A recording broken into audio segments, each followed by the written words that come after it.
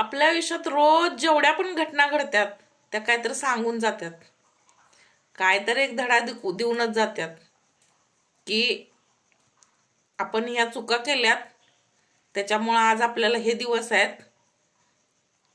मग त्या चुका रिपीट न करता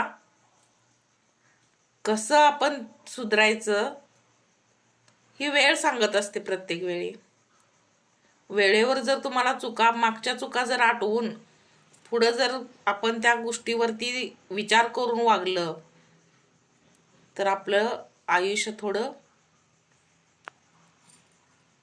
सुधारणार आहे, म्हणजे सुखाचं होणार आहे. कारण मागच्या चुका झालेल्या असतात ते धडा देऊन जातात ना आपल्याला. त्यामुळं पुढचं आयुष्य जरा सुखाचं जाणार हे मागच्या गोष्टींवरनं आपण समजून घेऊ शकतो.